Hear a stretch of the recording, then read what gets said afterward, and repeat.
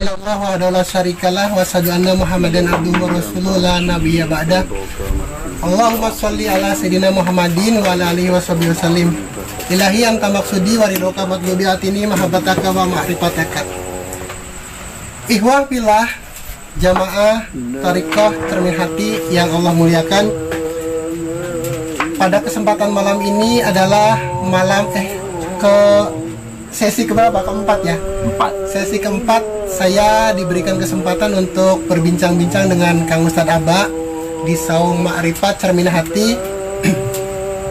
Kali ini saya akan kemarin masih ada yang penasaran nih Kang, mengenai tawasul mahakib. Jadi di luaran sana masih ada banyak pendapat, persepsi dan pandangan yang mungkin agak berbeda dengan apa yang kita pahami di sini mengenai tawasul. Nah, dalam kesempatan kali ini mungkin saya ingin bertanya dulu nih, tawasul itu apa? Silakan Kang. Tawasul itu kalimat asalnya kan tawassala. Tawassala. Tawassala ya tawassalu tawassulan. Nah, tawassala ini kalimat asalnya lagi wasala atau wasilah, artinya sampai. Artinya sampai. Tawassala bekerja untuk sampai. Iya, bekerja untuk sampai. Sedang bekerja. Sudah bekerja untuk sampai. Tawassala itu. Ya tawassalu, sedang atau akan bekerja untuk sampai. Tawassulan itu kalimat kalimat kata bendanya. Nah, kalau maknanya seperti itu, maka tawasul itu sesungguhnya kita minta disampaikan, kita minta diantar ke satu tempat atau wilayah, satu tujuan tertentu, itu namanya tawasul. Nah, bicara tradisi yang berkembang di kalangan kaum muslim sunni, tawasul ini sudah menjadi bagian dari ajaran, ritual ibadah itu. Ya, secara ritus ibadah. Nah, tetapi sebenarnya yang dimaksud bukan ritual ibadahnya. Itu harus dilaksanakan sebagai satu aturan yang memang tata caranya seperti itu. Hanya kalau di Thariqah itu lebih mendetail. Karena sebenarnya saat bertawasul itu kita minta diantarkan agar rohani kita berpindah wilayah dari wilayah yang tidak baik menuju wilayah yang baik. Nah, bagaimana rohani yang tidak baik? Pertanyaannya kan begitu. Kalau kita diam di Wanayasa, situasi dan kondisi Wanayasa, keadaan iklim cuacanya itu terasa oleh kita, dingin dan lain sebagainya. Nah, kalau kita ingin menghangat, menjadikan tubuh kita hangat, harus berpindah dari Wanayasa ke Sadang misalkan. Nah, proses pindahnya itulah yang disebut tawasul, karena kita nggak tahu Sadang. Kita taunya wilayah yang sedang kita alami. Kita taunya wilayah Wanayasa. Kita taunya wilayah masalah yang rasanya itu adalah pusing, rudet, dan lain sebagainya. Kita taunya wilayah hati yang tidak baik, kesel, cemberut akibat dari kesal itu, kemudian iri, dengki, dan lain sebagainya. Situasi ketidakbaikan itu terasa oleh diri kita.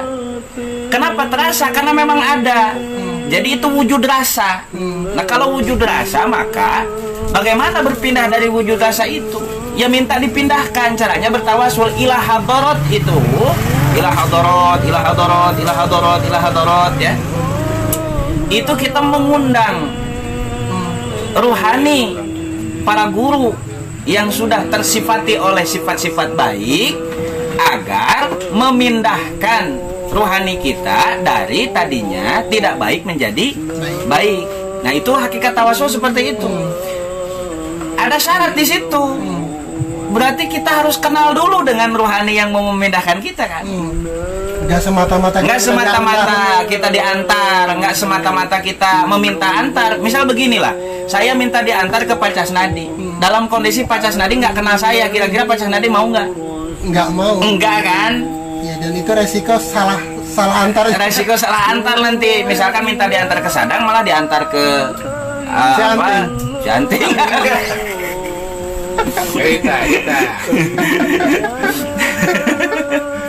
Ya, resikonya itu. Terus kemudian belum tentu mau yang mau nganternya. Belum tentu mau yang mau nganter karena tidak kenal. Nah, berkah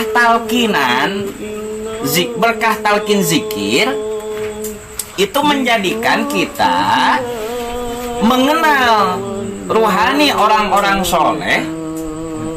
Dan setelah kita mengenal, saat kita minta diantarkan, itu pasti diantarkan karena kita sudah kenal. Nah, pangapunten kepada kepada teman-teman kita yang belum memiliki talqin zikir, saat mengatakan ila hadarat Syekh Abdul Qadir Al-Jailani, tapi tidak ada ikatan hati dengan Syekh Abdul Qadir Al-Jailani, itu mau nggak Tuan Syekh ngantar kita? Aimane saha gitu. Ujung-ujung nyebut ngaran aing gitu kan begitu. Maka di sini aspek penting talqin zikir. Itu iklan aing. Biasa yang orang lembur. Apa? Atuh gandeng aing. Ada yang kena tak kan? Apa kada iso ngomong astagfirullahaladzim. Ya ada perlomba ngas balik aja. Suara apa? Dapat ke dia. Pada orang no asli na itu video dengan kena orang itu.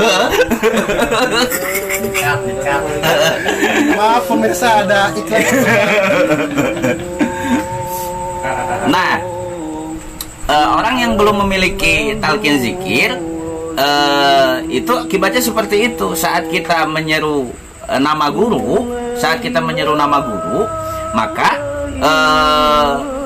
yang kita seru belum tentu mengenal kita. Tetapi yang sudah memiliki talqin zikir karena ada ikatan silsilah, itu saat kita seru ila hadarat Tuan Syekh Abdul Qadir Al-Jailani, ila hadarat Syekh Junaid Al-Baghdadi, ila hadarat Syekh Baudin An-Naqsyabandi, ila hadarat Syekh Talha, ila hadarat Syekh Zainal Abidin, ila hadarat Syekh Abdullah Qasim, ila hadarat Syekh Maulana Al-Arifu Billah.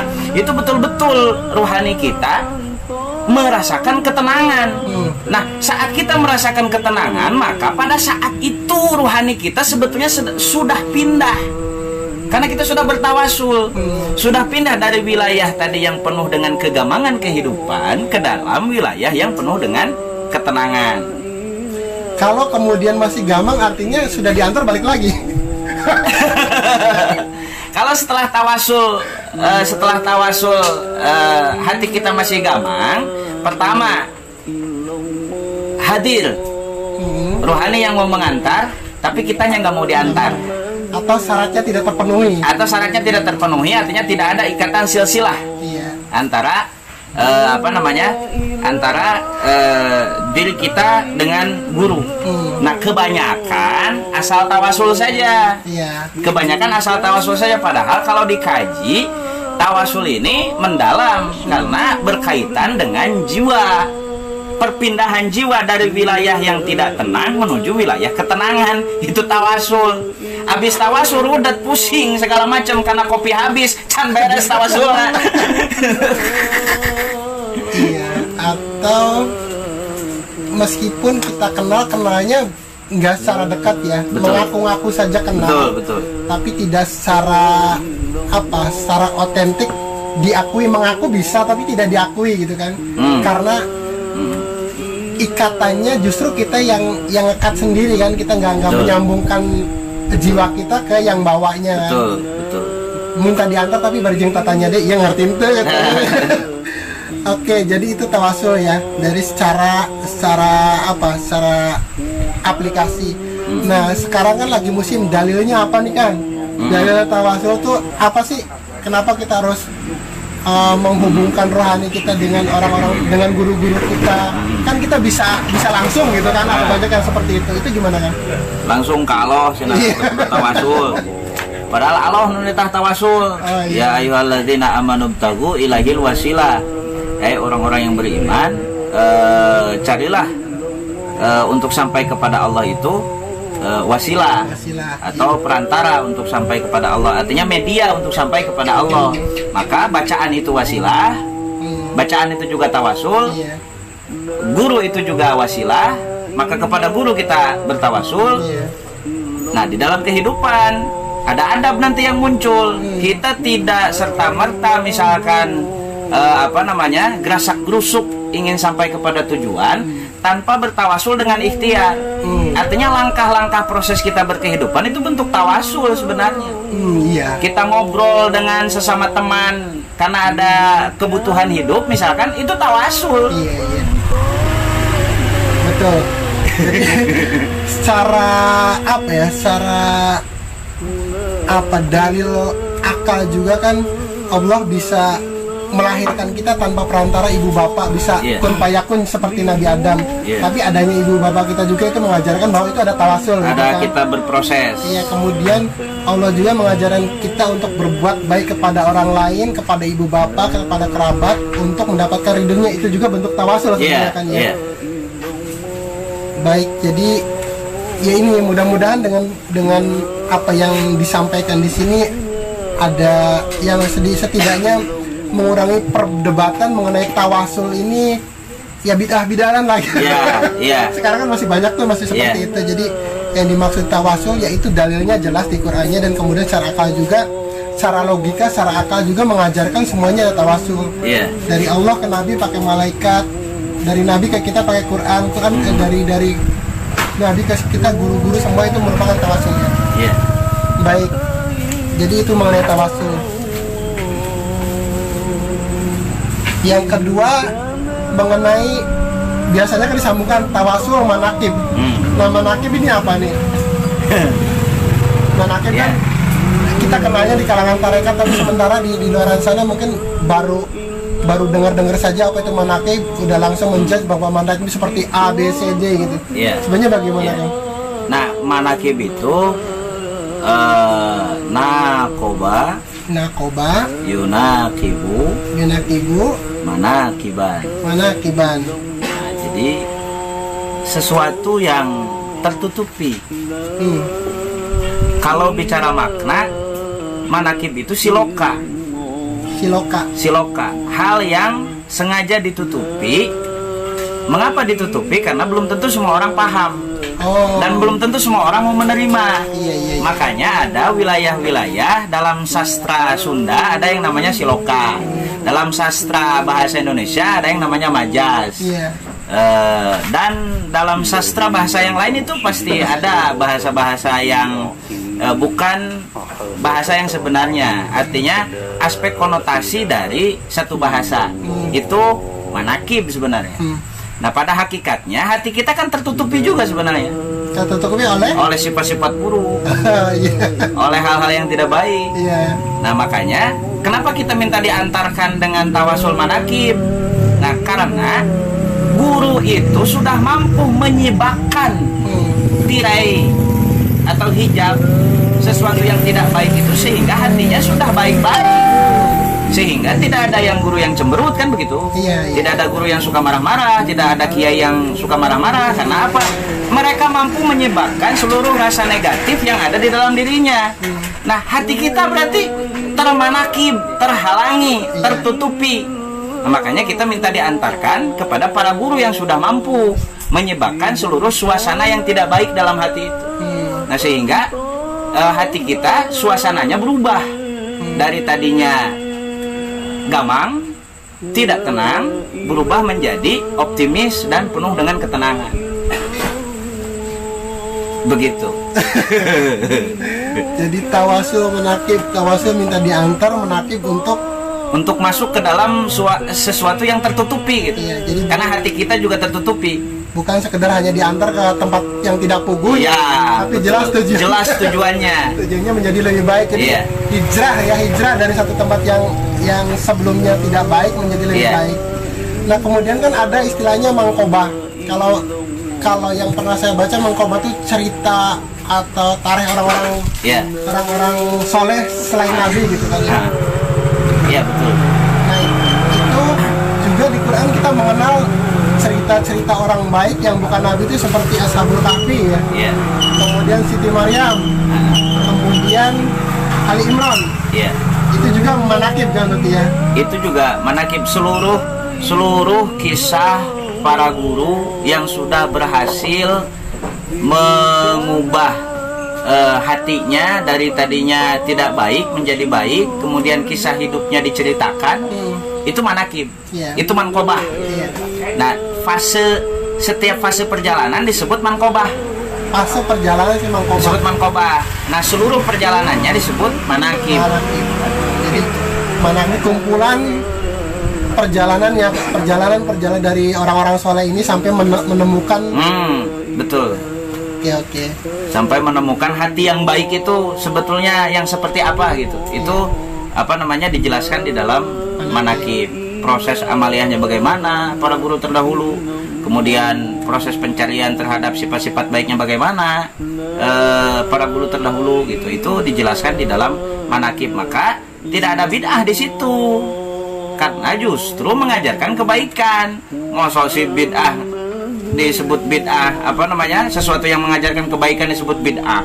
Iya. Dan biografi seseorang itu kan sebenarnya Itu manakib. manakib juga. Biografi seseorang itu manakib. Iya, dan kita bisa belajar dari situ Dari banyak situ, kan. betul. Kalaupun ada yang salah dari biografi itu, ya bukan untuk diikuti tapi untuk dihindari kan. Untuk dihindari. Apalagi ini manakib itu hanya menceritakan yang bagus. Yang bagus-bagus, karena tidak ada perjalanan orang soleh yang tidak bagus. Iya. Ya, Iya. karena seluruh perjalanan orang soleh itu bagus. Kalaupun ada keliru, itu sebenarnya kacamata kita saja yang keliru. Cara baca Kita saja yang keliru. Artinya seluruhnya baik, seluruhnya bagus. Tinggal bagaimana logika kita menerjemahkan seluruh siloka, seluruh simbol, bahasa simbol yang ada di dalam manakib itu menjadi nilai kehidupan. Nah, masalahnya kan tidak semua orang bisa bahasa simbol ini kan. Tidak bisa. Itu yang perlunya Ya, guru. itu yang perlunya guru dan talqin zikir. bukan semata guru. Bukan semata asal guru gitu. Karena tadi sekali lagi hanya orang-orang yang mungkin sudah tahu jalan itu yang bisa kita ikuti untuk mencapai tujuan yang Betul, tadi ya. betul. Oke, jadi tawasul manakib. Jadi itu dua hal yang malam ini kita bahas, tawasul manakib. Semoga bisa memberikan pencerahan khususnya bagi ikhwan cermin hati. Dan satu lagi nih Kang, mumpung kita berkesempatan ngobrol,